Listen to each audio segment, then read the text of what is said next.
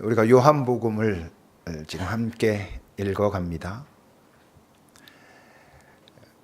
예수님의 공생의 그 앞부분에 예수님이 집중하셨던 건 가만히 보면 물론 복음을 알려주시는 거였죠. 하나님의 나라가 가까이 왔다. 당신 자체가 하나님의 나라였습니다. 복음이었죠. 예수 그분이 복음이었죠. 그러니 회개하고 나를 믿어라. 복음을 믿어라. 복음을 선포하시고 그 복음을 선포하는 너는 누구냐? 이런 질문 앞에 설 수밖에 없으니까 그분은 그 공생의 초기에는 그 복음 선포와 함께 자기 증명이랄까? 이런 작업들을 하셨죠. 그게 이제 뭘로 나타나냐 하면 요한복음에서는 표적을 보이시는 것으로 7개의 표적을 보이시는 것으로 당신이 누구이신지 그러므로 그분이 가르치시는 이것이 왜 진리인지 이런 부분들을 쭉 가르쳐 오시고 집중하셨다면 이제 당신 삶의 후반부로 갈수록 막바지로 갈수록 그분이 집중하시는 건 누구냐 하면 제자들이었습니다. 왜? 그 제자들이 바로 그 이후에도 당신의 사역을 지속할 사람들이기 때문에 그들에게 집중하시고 그들을 가르치시고 그들에게 뭔가 주의를 주시고 이런 작업들을 이제 계속 하고 계시죠. 우리가 지금 요한복음 16장을 오늘 이제 보고 있는데 요한복음 17장은 예수님의 기도입니다. 당신 자신을 위한 기도, 제자를 위한 기도, 이 땅에 있는 많은 사람들을 위한 기도. 그래서 요한복음 17장을 보통 예수님의 대제사장적 기도라고 하는 그런 기도가 나오고 그 이후에는 그야말로 이제 예수님 홀로 감당하실 순환 이야기들이 나오게 되죠. 그러니까 16장이 어떤 맥락에서 봐야 되냐면 예수님이 당신의 제자들에게 이제 정말 마지막으로 꼭 분부하고 싶은 것들을 말씀하고 있는 바로 그 자리라고 말할 수 있습니다. 그러니까 앞에 있는 쭉 전 이해 없이 이 부분만 딱 들으면 조금 낯설고 어렵고 힘들 수도 있죠. 그러니까 오늘 이 말씀을 나눌 땐 여러분들 기본적으로 예수님이 그동안 많은 것들을 보이시고 가르치시고 그런 과정을 거쳐서 이제 정말 마지막 순간에 이젠 두고 떠날 이 제자들에게 마지막으로 뭔가 분부하고 계시는 그런 말씀을 하시는 자리구나라고 하는 것을 기억하면서 이제 이야기를 나눠야 하죠. 예수님이 제자들에게 집중하시면서 가르치신 건 크게 말하면 두 가지라고 말할 수 있습니다. 첫째는 뭐였습니까? 내 계명을 지키라는 거였죠. 내 계명이 뭐? 내가 너희를 사랑한 것처럼 그 사랑을 먼저 충분히 받고 그리고 그 사랑받은 자로 가서 바로 그 사랑을 해라.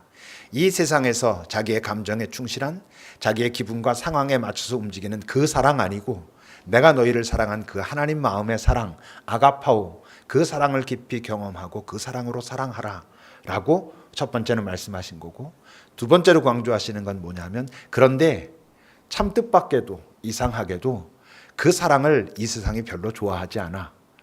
그렇기 때문에 너희들이 이 사랑을 살고자 하면 틀림없이 어떤 형태로건 박해가 있을 터인데 그 박해를 이겨내라 라고 하시는 말씀을 해오셨고 특히 우리가 앞에서 읽은 15장에서는 그 부분을 이제 강조하여서 말씀하셨습니다. 근데 아무리 강조해서 말씀을 하셔도 그 예수의 제자로 산다는 게 그 제자의 길을 따라간다는 게 만만한 일이 아니거든요. 내가 그 사랑을 잘 경험하는 것도 어렵고 그 사랑을 살아내는 건 물론 어렵고 또는 그런 사랑을 한번 살아보고자 시도하고자 할 때 내게 닥쳐오는 이 세상의 많은 그 어떤 공격들을 이겨내는 것도 어렵고 그러니까 우리는 자칫 넘어지기 쉽고 포기할 가능성도 참 많고 그러니 주님께서 이렇게 말씀하십니다. 16장 1절입니다. 함께 읽어보겠습니다. 시작.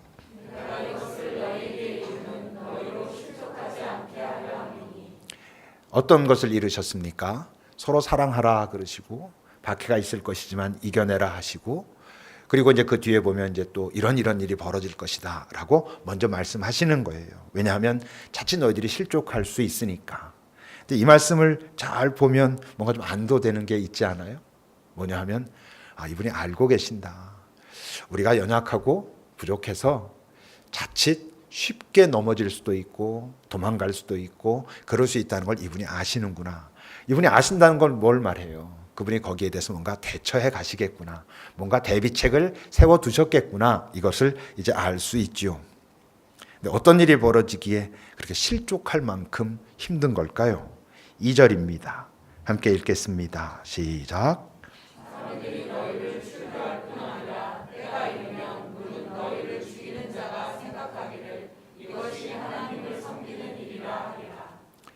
이 지금 말씀하고 있는 이 사회는 어떤 사회? 유대교 사회입니다.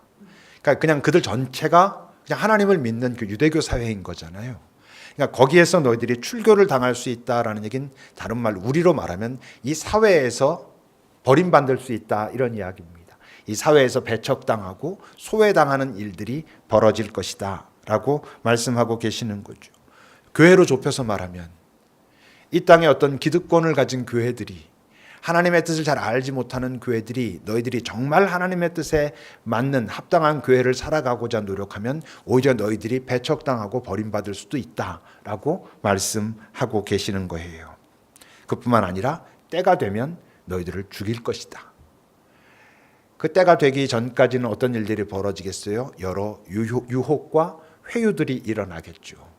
여러분 이 땅에서 정말 예수를 바르게 믿고자 할 때 이 세상으로 받는 유혹은 회유는 굉장히 다양하고 섬세한 모습으로 우리에게 다가오고 정신 차리지 않으면 이거 뭐 다 어쩔 수 없는 거 아닌가 이렇게 넘어갈 만한 것들이 얼마나 많은지 몰라요. 그럼에도 불구하고 지키고자 하면 너 대단해 이러기보다는 어떻게 된다고? 그 다음에 아주 다양한 방법으로 우리를 공격한다고요. 우리는 공격받는다고요. 어떤 힘을 가진 자들은 힘으로, 힘이 없는 자들은 거짓과 모략으로 우리를 어렵게 만들 수 있습니다. 난 전혀 그런 경험이 없는데 그것은 무슨 뜻일까? 우리 개인적으로 좀 고민을 해야 하는 것이지요.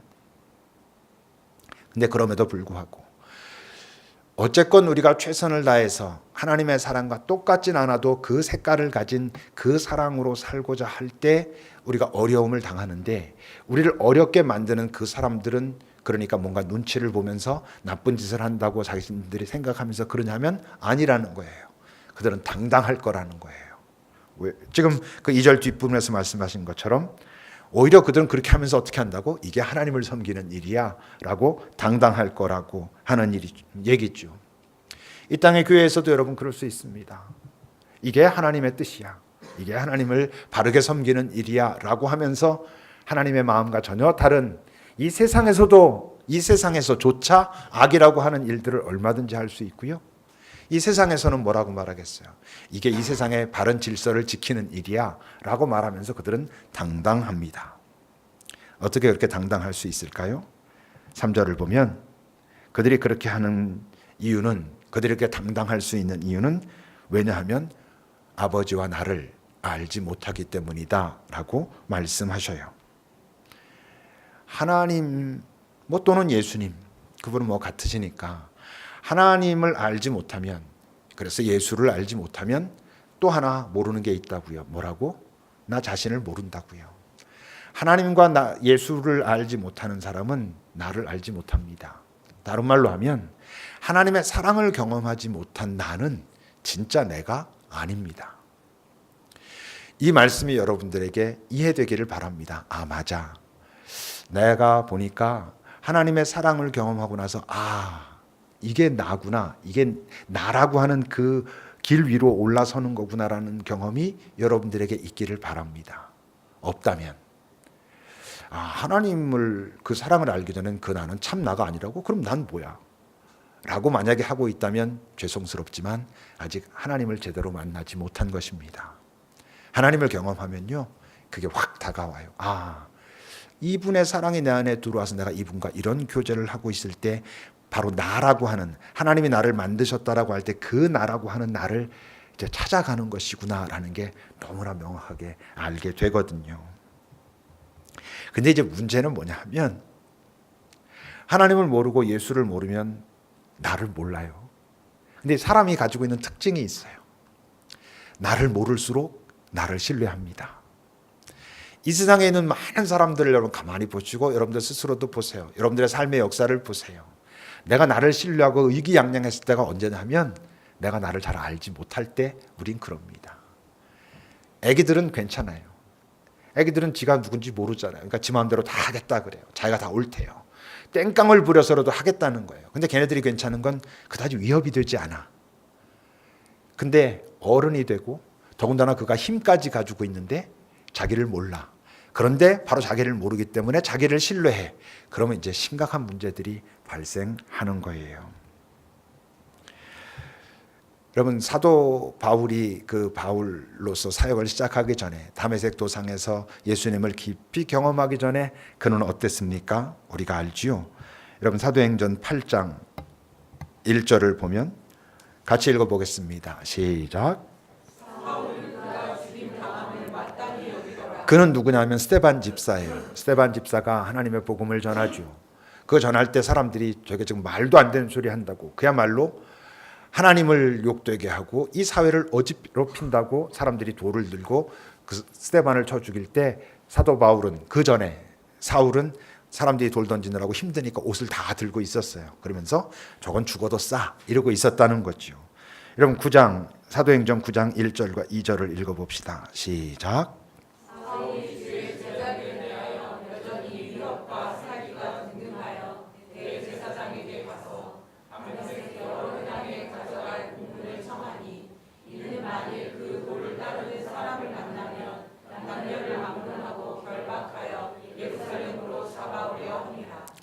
이 사울은 훗날 우리가 지금 바울이라고, 사도 바울이라고 알고 있는 이 사람은 이게 지금 마음에 찔림이 있으면서, 내가 지금 이렇게 해서라도 저 사람들을 없애지 않으면 내 가진 것들이 없어져. 내 걸 지키려면 조금 미안하지만 이렇게라도 해야 돼 라는 생각으로 그러는 거 아닙니다.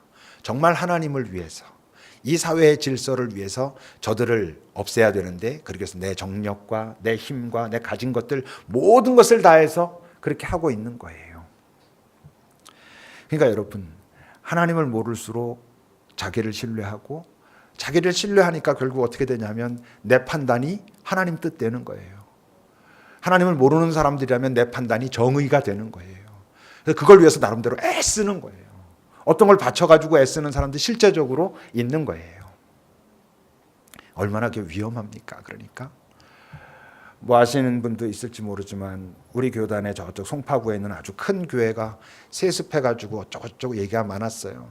그 교회에 어떤 분이 설교하러 갔어요. 어떤 신학교에서 총장도 했던 사람이에요. 그 사람이 설교하러 가서 세습 좀 하면 어때? 어쩌라고? 이렇게 얘기를 하면서 하는 얘기가 있어요. 하나님도 예수님한테 세습했는데 아버지가 자기 아들한테 세습하는 게 왜 문제야? 이렇게 얘기하는 거예요. 그게 지금 자기가 거짓말한다라고 생각하면서 하는 거 아니에요. 정말 당당하게. 지금 이 교회가 부흥되는 걸 시기하는 자들이 그러고 이 세상이 지금 잘못 알고 그러지 하나님의 뜻은 여기에 있다라고 당당한 거예요. 왜 그러게요? 신학교 총장을 하면 뭐합니까? 하나님 몰라. 하나님 모르니까 자기 안에 올라오는 생각이 하나님의 뜻이고 자기가 생각하는 게 정의고 지금 여기서 벌어지고 있는 일들에 이게 계속 진행되는 게 하나님의 뜻이니까 거기에서 반대하는 사람들은 배척하고 소외시키고 힘이 있으니까 오히려 거기에 반대하고 있는 소위 그 노예에 있는 그걸 반대하고 있는 사람들은 다 출교당할 위험에도 처하고 막 이래요. 실제로 지금 이 땅에서도 벌어지고 있는 일입니다. 얼마나 위험합니까? 위험한 일이 좀 안 일어나면 좋겠는데 안 일어날 수는 없는 것 같아요. 오늘 본문 4절입니다. 함께 읽어보겠습니다. 시작.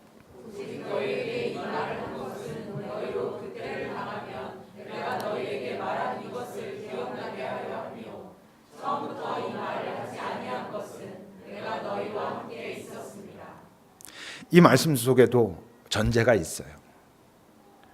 너희들이 그때를 당하면 그런 어려움들을 당하게 될 것인데 그때 이걸 기억하라라고 말씀하시는 말씀의 전제는 뭐예요? 그 당하는 걸 피할 수는 없다 이런 거예요. 예수님을 주로 해서 말하면 그렇게 당하는 것을 내가 너희들한테 막아줄 수는 없다. 그런 당하는 걸 없게 할 수는 없다 이런 뜻이에요.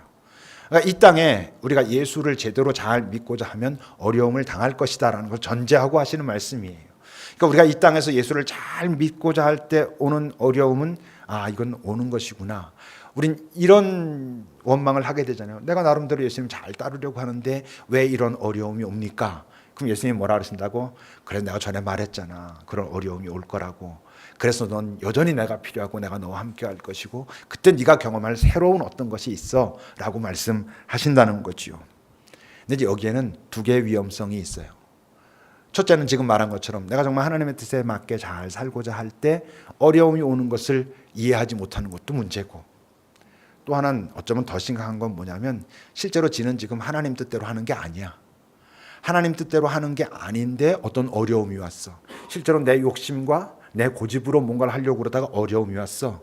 근데 이걸 내가 지금 하나님의 뜻대로 하려다 보니까 어려움이 오는구나. 이러면 또 다른 문제를 야기할 수 있어요. 그래서 우리가 하나님 뜻대로 하는가를 잘 확인하는 것도 중요하고, 또는 다른 시각으로 보면 내가 지금 당하고 있는 이 어려움이 정말 하나님의 마음에 합당하게 살고자 하는 과정에서 나오는 것인지 아니면 내 욕망 때문에 경험하고 있는 것인지를 잘 식별하며 살아야 그 마음을 하나님과 잘 나눌 수 있게 되지요. 그럼 주님 뭘 기억하라 하실까요? 대표적으로 그 앞에 여러분 요한복음 15장 18절과 19절을 읽어봅시다. 함께 읽겠습니다. 시작.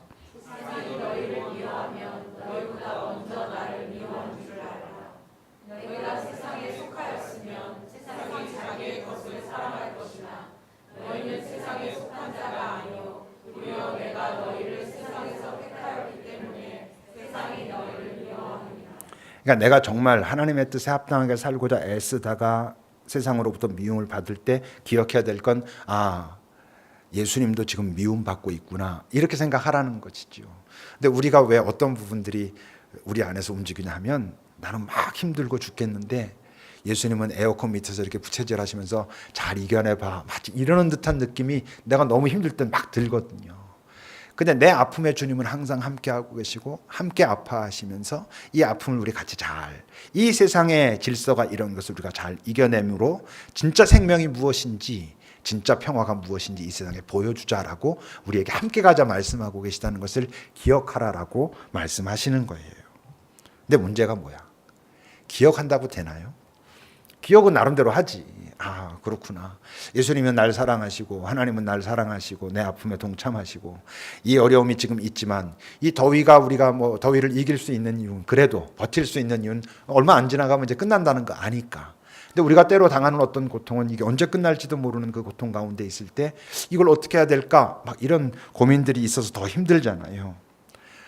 주님이 나와 함께 하신다라는 거 기억하지만 그 기억이 여러분 그 고통을 이겨내게 합니까? 아니거든. 그러니까 하나가 더 필요한 것이죠. 그걸 뭐라고 말씀하시는 거예요?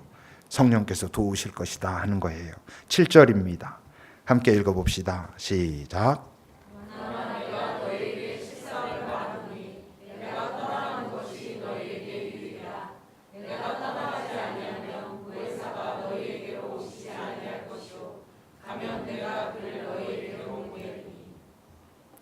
예수님은 다르게 표현하면 육신을 입은 하나님이라고 말할 수 있습니다. 이 땅에 육신을 입고 오신 거죠. 성령은 하나님의 마음, 하나님의 능력, 이렇게 표현할 수 있어요. 그래서 보혜사라는 것은 돕는 자, 위로자, 이런 의미를 가지고 있습니다. 그러니까 성령을 우리가 보혜사라고 말할 때 그분은 우리 안에 오셔서 우리를 돕고 위로하시고 힘을 주시고 이런 분이다라는 뜻이에요. 근데 왜 예수님은 내가 너희와 함께 있는 것보다 내가 떠나가야 성령께서 오실 거고 그게 너희들한테 좋아 라고 말씀하실까? 지금 이야기한 것처럼 예수님은 육신을 입고 계신 분이니까 나랑 가장 가까이 있어야 어디 계셔? 내 옆에 계셔. 근데 성령은 어디 계셔? 내 안에 계셔요. 그러니까 실제로 예수님은 항상 어디서나 언제나 모든 사람과 함께 계실 수는 없지요. 우리가 예수께서 항상 우리와 함께하고 계신다라는 것은 무엇으로 함께하고 계시는 게 더 정확한 표현? 성령으로 우리 안에 함께하시는 겁니다. 마태복음 28장 20절 같이 읽어보겠습니다. 시작. 내가 너희에게 분부한 모든 것을 가르쳐 지키게 하라. 볼지어다 내가 세상 끝날까지 너희와 항상 함께 있으리라 하시니라. 어쨌건 지금 이 말씀은 이 마태복음의 이 본문의 정황상 어디에서 하신 말씀이게요? 승천하기 직전에 하신 말씀이거든.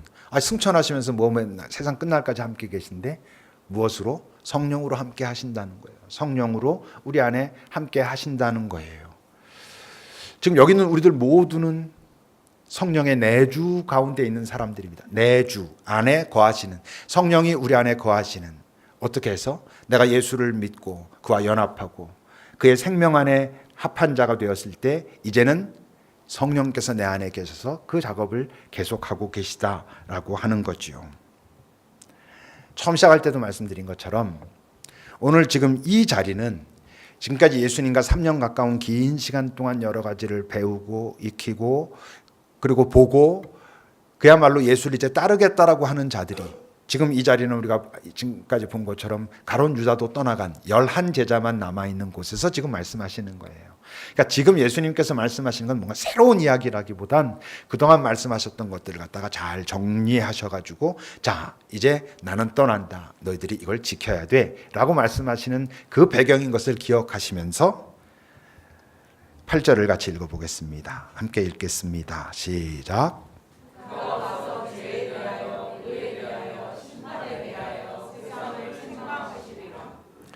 성경을 읽는 많은 분들이 특히 좀 이건 도대체 무슨 소리인지 참 모르겠다라고 하는 대표적인 자리가 아마 이 자리입니다. 도대체 죄에 대하여 의에 대하여 심판에 대하여 책망하신다고 하고 그 밑으로 쭉 나오는 이야기들이 도대체 뭘까? 일단 여러분 부담을 버리십시오. 어려운 이야기가 아니고 이미 우리가 알고 있는 이야기인데 표현이 그냥 좀 이럴 뿐이니까 일단 부담을 버리시라.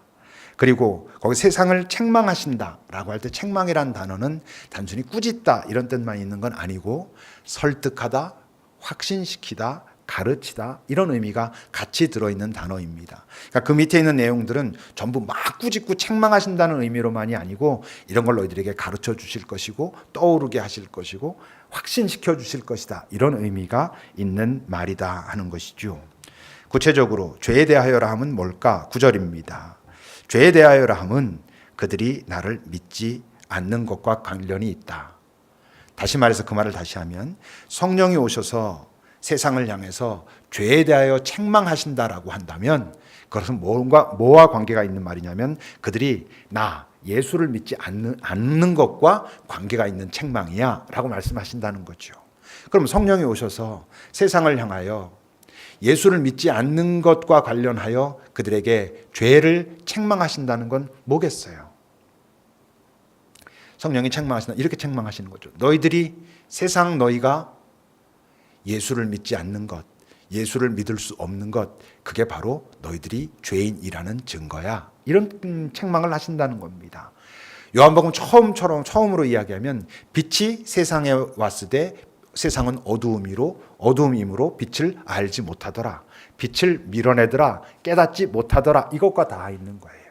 그러니까 예수가 이 땅에 오셨을 때 예수를 인정할 수 없는 그것이 뭐냐면 인간의 죄, 대문자 sin, 죄된 존재고 바로 그렇기 때문에 너희들이 수없이 많은 소문자 sins들, 죄인이기 때문에 범하고 있는 수없이 많은 죄들 속에 이끌리고 있고 지속하고 있고 고집하고 있다라고 책망하실 거라는 거예요. 왜 책망해? 책망하고는 막 욕하고 틱 돌아서서 가시려고? 책망하실 땐 이유가 있을 거 아니에요. 여러분 죄에 대하여 책망하시면서 너희들이 예수를 인정할 수 없는 것, 예수를 믿지 못하는 것, 그게 바로 너희들이 죄인이라는 증거야. 너희에게 생명이 없으므로, 참 빛이 없으므로, 참 빛이 너희들에게 와도 그 빛을 너희들이 알아차릴 수 없는 그런 존재야 라고 책망하신다면 그 다음에 회개하라고 그러시는 거죠. 너희들이 그냥 그런 존재로 살면 너희들의 운명은 이 생명을 알게 되고 그랬을 때 나타난 운명과는 전혀 다른 운명이 될 거야 라고 책망하고 꾸짖으신다는 거예요. 그게 뭐야? 로마서 6장 여러분 23절을 보십시오. 같이 읽어봅시다. 로마서 6장 23절입니다. 시작.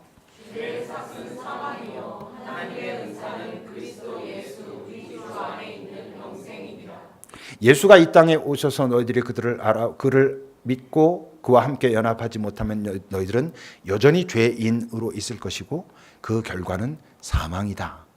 없어질 것이다. 소멸이다. 이렇게 말씀하고 계시는 거죠. 언젠가 지옥은 아마도 무슨 불에 타가지고 계속 깨깨거리고 죽지도 못하고 막 고통스러워하는 게 아니라 그 존재의 소멸일 것이다 라고 이야기하니까 그런 이야기들 하는 친구들이 있어요. 소멸은 꼭 나쁜 건가요? 소멸되는 게 꼭 나쁘다고 할 수 있나요? 라고 말해요. 어떤 의미인지는 알겠어요. 근데 왜 소멸되는 건 나쁜 건가요? 말할까요? 살아있는 게 너무 힘들고 지겨워서 그렇게 말하는 거잖아요, 보통. 여러분, 제가 이제 그 얘기를 하면서 이런 얘기를 했죠. 엄마의 태아가 이 세상에 나오지 못하고 소멸되는 것을 우리가 안타까워하지 않나. 어떤 사람은 차라리 태어나지 않고 그냥 소멸돼도 괜찮은 것 아닙니까? 이러지만 그렇게 말하는 사람은 어떤 사람이겠어요? 이 땅의 삶이 너무 힘들고 지겨운 거야. 아우 이거 뭐 이 세상 살면 뭐 하나 이러니까 그러죠. 만약 이 땅에 사는데 이 땅의 삶이 참 귀하구나, 아름답구나, 복되구나, 이건 살만한 가치가 있는 거구나라고 한다면 그냥 엄마의 뱃속에서 없어진 아기를 안타까워하겠죠. 그 아기도 이 땅에서 그런 삶을 살아낼 수 있는데 하물며 온전한 세상에서 그 온전함을 맛보고 온전한 나를 경험한 그 사람이 이 땅에서 그냥 소멸되는 사람을 보면서 얼마나 안타깝겠어요. 아닌데 저렇게 고통스럽고 아파도 저렇게 소멸되면 안 되는 것인데 참 내가 존재하는데 하지 않겠어요. 죄의 싹은 사망이다. 뭐 죄지면 죽는다 이런 뜻 아닌 건 아시죠? 우리가 존재 자체가 죄인으로 하나님의 조회 그것이 없는 존재로 살다가 그냥 그 조회가 없는 존재로 죽으면 그냥 소멸되는 것이지요. 근데 그 생명이 예수 안에 있고 예수를 믿음으로 생명을 얻는 그 이야기를 지금 하고 있는 것입니다. 그 다음 10절입니다. 함께 읽어봅시다. 10절 시작.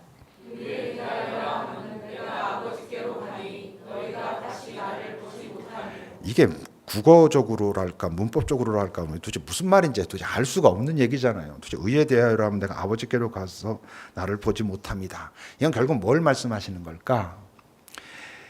예수님이 아버지께로 간다라는 것은 능동태로 되어 있고 예수님 스스로 당신이 직접 예수님께로 자기는 갈 수 있는 존재, 하나님께로 아버지께로 갈 수 있는 존재.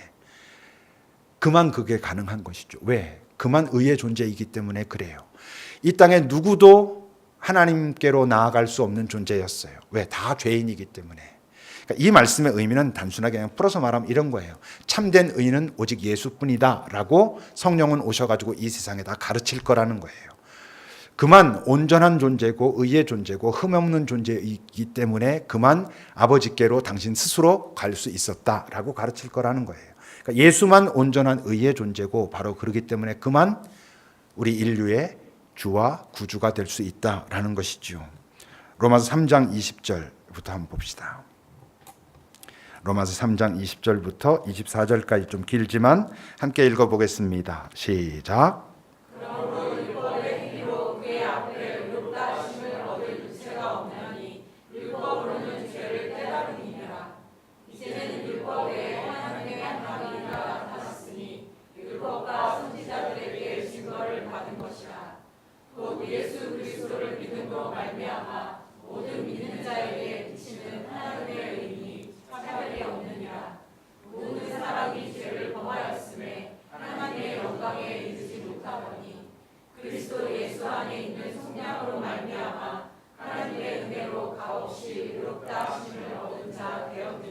지금까지는 의가 뭐였냐 하면 예수가 오기 전까지 이 유대인들, 특히 유대인들의 지도자들, 바리새인과 서기관들에게 의는 율법을 지키는 거였어요. 율법을 지키는 게 의였단 말이에요. 그런데 율법으로는 죄를 깨달을 뿐이지 율법을 통해서는 우리가 의로운 존재가 될 수 없어. 그래서 하나님께서 다른 어떤 의를 이 땅에 보내셨는데 그게 예수 그리스도 온전한 의고 그 의와 함께 연합함으로 우리도 의로운 존재가 된다라고 하는 그 말을 지금 이렇게 표현하고 있는 것입니다. 11절입니다. 같이 읽어보겠습니다. 11절 시작.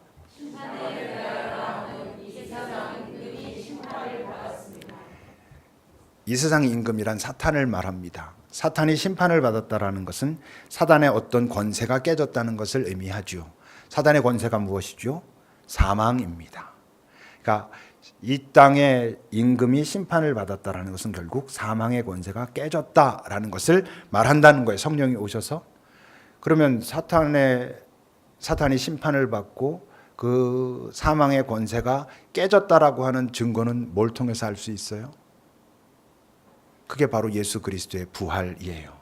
그 부활이 바로 사망의 권세가 깨졌다라는 것을 의미하는 거예요. 기독교를 자칫 잘못하면 제가 몇 번 말했지만 자꾸 십자가의 종교라는 생각을 하기 쉬워요. 기독교는 십자가의 종교가 아니에요. 예수는 십자가에 죽으러 오신 분이 아니에요. 예수는 이 땅을 구원하러 오셨고 생명을 우리와 나누기 위해서 오셨지 당신의 생명 조회. 십자가에 죽으러 오신 것이 아니에요. 십자가에는 로마 시대에 아주 수많은 사람들이 십자가에 달려서 그 반역죄를 저지른 악한 흉악범들이 그 십자가에 달려 죽곤 했었어요. 그러니까 예수를 자꾸 십자가에 죽으러 오신 분이라고 생각하시면 안 돼요. 예수는 우리를 구원하러 오신 분이에요. 우리를 구원하러 가는 그 길 위에 이 땅의 질서에서 만들어 놓은 십자가를 통과하지 않으실 수 없었던 것이지, 통과하실 수밖에 없었던 것이지 십자가가 목적이 아니었어요. 예수는 궁극적으로 십자가를 경험하셨기 때문에 부활하실 수밖에 없었고, 부활을 통해서 이 땅에 당신의 생명은 사망의 권세가 이길 수 없는 것이라는 것을 우리 모두에게 보여주신, 오히려 그들이 한 일을 통해서 아이러니하게도 당신의 생명이 확실하게 부각된 그런 사건인 것이지요. 그러니까 여기서 지금 사단이, 성령께서 오셔서 이 세상 임금은 심판받았다, 사망의 권세가 깨졌다라고 선포하시는 것은 뭐예요?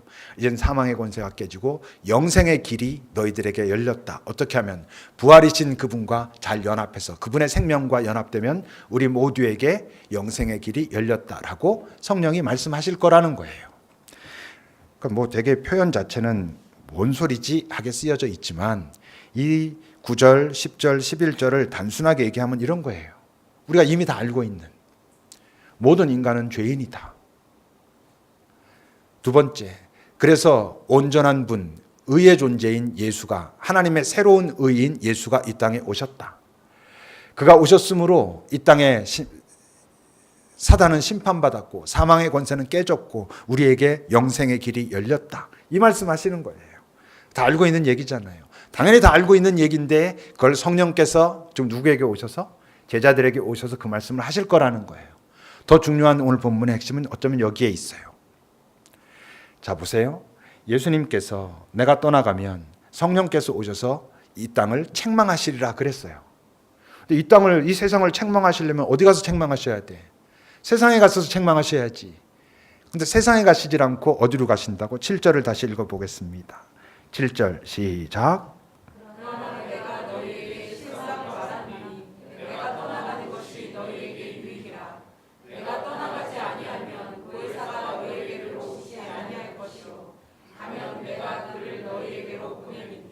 세상을 책망하는데 우리에게 오신대요.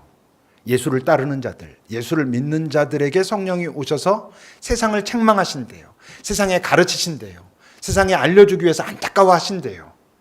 그게 뭐야? 바로 그게 전도예요. 우리가 예수를 믿고 성령은 우리 안에 오셔서 이 세상을 향하여 안타까워하시는 그 책망을 우리 안에서 하고 계시는 거예요. 뭐를? 이 세상 모두가 죄인인데 오직 예수만 의롭고 그 새로운 의를 통해서 인간은 구원받는데, 이 땅의 사망의 권세는 깨어졌고 영원한 생명이 약속되어 있는데, 소망을 가지고 그래서 이 땅에서 우리가 살아갈 수 있는 데를 우리를 통해서 말씀하신다는 거예요. 그 전도가 그거 하는 거예요. 그 전도하는 도구는 근데 뭐라고? 예수님이 지금 계속 말씀하시는 것처럼 내 계명을 지켜라라는 거예요. 그러니까 그것을 전하기 위한 도구가 서로 사랑하라는 거예요. 내가 너희를 사랑한 것 같이 너희도 가서 서로 사랑하라. 그렇게 함으로 내 사랑을 사람들에게 보여주고 그 사랑을 보여줌으로써 그들이 이것을 깨달아 알게 하라라는 게 전도예요. 근데 이 땅의 전도는 예수 천국 불신 지옥 하면서 무례해. 우리가 고린도전서 13장에서 본 것처럼 사랑은 오래 참고 온유하고, 사랑은 시기하지 않고 자랑하지 않고 교만하지 않고 자기의 유익을 굳지 않고 이런다는데, 이 땅의 전도는 그렇지 않아요. 무례해, 함부로 대해, 교만해, 자랑해. 그러니까 전도되지 않아요. 예수는 오히려 전도하고 있는 사람들에 의해서 욕먹어요. 그러면서 그 사람들은 어떻게 말해요? 하나님의 뜻을 자기네들이 지키고 있는데 박해받는다고 생각하는 거예요. 자기네들이 하나님의 사랑으로 접근하고 있지 않으면서, 서로 사랑의 마음을 가지고 접근하고 있지 않으면서 세상이 자기네들을 받아들이지 않으면 거부하고 이들이 악하다라고, 하나님은 우리 편이라고, 하나님은 얼마든지 안 그러실 수 있어요. 전도가 다 전도가 아닌 것이죠. 입술로 예수 믿으라고, 예수 믿으면 천국 간다고, 안 믿으면 지옥 간다고, 이게 전도가 여러분 아닌 거예요. 다시 말하지만 오늘 이 본문은 예수님의 공생애를 다 같이 지낸 당신의 마지막 남은 11명의 제자들에게 이제 나는 떠나갈 것이고 너희들이 이 일을 지속할 수 있기를 바란다. 근데 너희들의 힘만으로는 안 될 거야.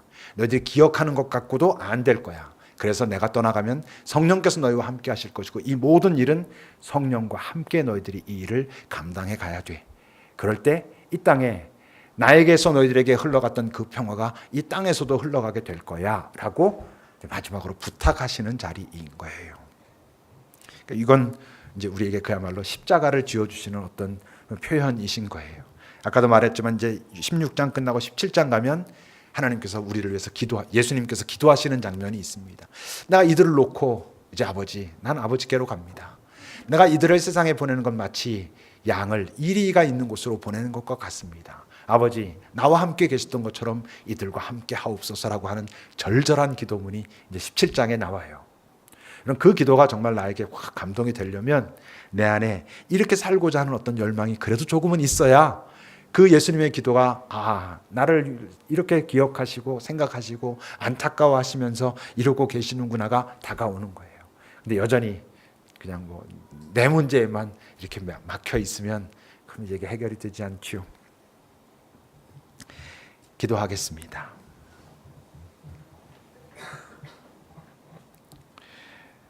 역으로 생각해 보면 이런 거죠, 여러분. 우리가 지금 이 땅을 살면서 성령의 도움이 없이도 그냥 그럭저럭 살고 있다면 그 삶은 내 주님께서 기대하시는 삶이 아닐 가능성이 많아요. 이 땅에서 내 주님의 뜻을 따라 살고자 하면 내 힘으로는 살 수가 없는 거예요. 실족할 수밖에 없는 거라고요. 그래서 주님은 성령께서 오실 것이고 내 안에서 너와 함께 할 것이야. 그때 너는 그 삶을 살아갈 수 있을 거다라고 말씀하시거든요. 우리 잠시 돌아봅시다. 지난 한 주, 그 이전에도 나는 성령의 도움 없이는 살 수 없는 그런 삶을 살았나? 아니면 성령 없이도 난 요즘 상황이 괜찮으니까 괜찮아 라고 살았나? 여러분 한번 돌아보시지요.